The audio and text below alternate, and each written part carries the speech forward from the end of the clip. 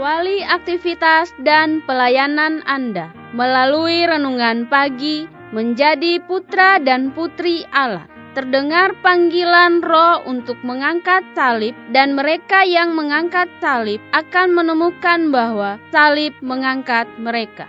Dituliskan oleh Ellen G. White bersama Pendeta Denny Kanajo. Selamat mendengarkan. Shalom, salam sejahtera untuk para pendengar dimanapun Anda berada saat ini.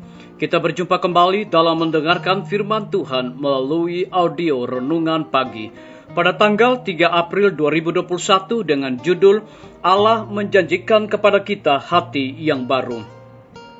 Sebelum kita melanjutkan bacaan renungan kita pada saat ini, saya mengajak untuk kita semua berdoa. Bapa di sorga, terpujilah namamu ya Tuhan pada pagi hari ini. Oleh karena rahmat Tuhan besar bagi kehidupan kami, lebih khusus sepanjang malam di dalam peristirahatan kami, hingga tiba di pagi hari ini kami dibangunkan dengan satu tubuh sehat dan segar. Sebelum kami melakukan segala tugas, aktivitas, dan pelayanan pekerjaan kami di hari ini, kami akan mempelajari kebenaran firman Tuhan. Kirimlah kuasa Roh Kudus-Mu kepada masing-masing kami, agar kami dapat mengerti dan mempraktekkan dalam kehidupan kami. Terima kasih Tuhan, ampuni kami Bapa, kami sudah berdoa hanya di dalam nama Tuhan Yesus dan Juru Selamat kami. Amin. Ayat inti kita terambil di dalam buku Yehezkiel pasal yang ke-36 ayat yang ke-26. Demikian firman Tuhan. Kamu akan kuberikan hati yang baru dan roh yang baru di dalam batinmu, dan aku akan menjauhkan dari tubuhmu hati yang keras, dan kuberikan kepadamu hati yang taat. Mari kita ikuti penjelasannya. Orang-orang muda khususnya tersandung atas frasa ini. Hati yang baru mereka tidak tahu apa artinya.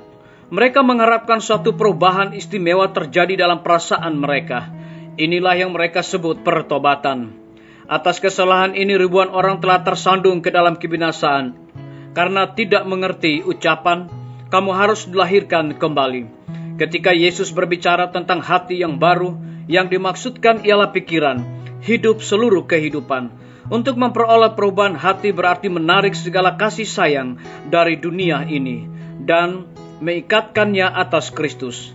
Memperoleh hati yang baru berarti memperoleh pikiran yang baru, maksud-maksud yang baru, segala pendorong hati yang baru. Apakah tandanya suatu hati yang baru? Suatu kehidupan yang berubah. Di sanalah kematian setiap hari dan setiap jam kepada egois dan kesombongan.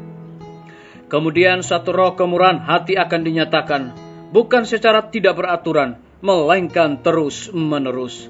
Akan ada satu perubahan sikap yang tegas dalam tingkah laku, dalam perkataan dan perbuatan, terhadap semua orang, dengan siapa engkau berhubungan, bagaimanapun caranya. Engkau tidak akan membesar-besarkan kelemahan mereka itu. Engkau tidak akan membuat mereka dalam keadaan yang tidak menyenangkan. Engkau akan bekerja di jalan Kristus. Gantinya membukakan dan mengedarkan kesalahan-kesalahan seseorang kepada orang-orang lain. Engkau akan menggerakkan segala usaha yang paling sabar untuk menyembuhkan dan membebat. Seorang yang bersemangat kejam tidaklah berakhlak kasar. Ia tidak rohani, ia tidak memiliki hati kemanusiaan, melainkan hati yang tidak bisa dikesankan, seperti batu. Satu-satunya pertolongan baginya ialah jatuh di atas batu karang dan dihancurkan. Tuhan akan menaruh semua orang yang demikian dalam kuali peleburan, menguji mereka dalam api. Seperti emas diuji, apabila ia dapat melihatnya sendiri, dipantulkan di dalam mereka, ia akan memisahkan mereka. Agama Kristus haruslah memiliki segenap kehidupan dan menggerakkan tenaga kuasa kepada segala daya kita, memperbaharui, membersihkan, dan menghaluskan. Dinyatakannya dirinya tanpa suatu pertunjukan dan perkataan-perkataan yang tinggi-tinggi, melainkan ditunjukkan dalam kehidupan yang saleh dan tidak bersifat mementingkan diri. Kuasa Allah sajalah yang dapat mengubahkan hati batu kepada hati kemanusiaan. Biarlah bacaan renungan kita saat ini akan menjadi berkat bagi kita semua. Mari kita tunduk kepala dan berdoa. Bapa di sorga, terima kasih. Karena kebenaran firman Tuhan pada pagi hari ini satu janji yang sangat luar biasa. Kamu akan kuberikan hati yang baru dan roh yang baru di dalam batinmu. Terpujilah namamu ya Tuhan. Pada saat ini, pagi ini, hamba berdoa untuk pemerintah kami. Tuhan memberkati Bapak Presiden bersama dengan wakil, seluruh menteri dan stafnya, gubernur bersama dengan wakil, wali kota bersama dengan wakil, bupati bersama dengan wakil, camat, lurah, RT, RW. Kiranya hikmat dan pengetahuan sorga Tuhan berikan kepada mereka agar dapat menjalankan roda pemerintahan di tengah-tengah pandemi saat ini boleh sesuai dengan amanat dan titah-Mu ya Tuhan.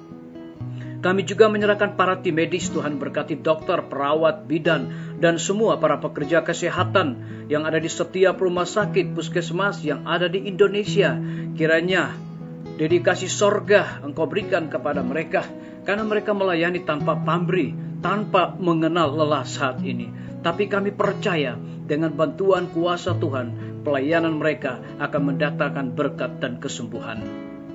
Kami juga menyerahkan guru-guru, kepala sekolah, dan semua siswa ke dalam tangan Tuhan. Engkau berkati mereka, berikan hikmat dan juga pengetahuan sorga di dalam proses belajar mengajar dan juga ujian yang akan berlangsung pada minggu depan. Kami juga menyerahkan kiranya Tuhan memberkati akan pimpinan-pimpinan gereja Tuhan dari tingkat yang tertinggi sampai kepada gembala jemaat. Saat ini mereka sangat membutuhkan kecurahan akan Roh Kudus di dalam pelayanan mereka. Kami serahkan TNI, Polri, PNS, wira swasta, petani, pedagang, nelayan, tukang grab, dan saudara-saudara kami yang ada di dalam penjara. Kiranya Tuhan memberkati mereka, Tuhan cukupkan kebutuhan mereka, dan biarlah masing-masing mereka juga bertanggung jawab di dalam segala tanggung jawab mereka, dan juga menjadi berkat bagi sesama manusia. Kami berdoa bagi para pendengar yang setia yang berulang tahun saat ini, dengan bertambahnya usia yang Tuhan percayakan bagi hidup mereka. Mereka juga selalu bersyukur dan melayani Tuhan senantiasa. Terima kasih Tuhan Yesus, dengarlah doa kami Bapa, dan mau mengampuni segala dosa kami, karena kami sudah berdoa hanya di dalam nama Tuhan Yesus dan Juru Selamat kami. Amin. Sampai jumpa. Tuhan Yesus memberkati kita semua.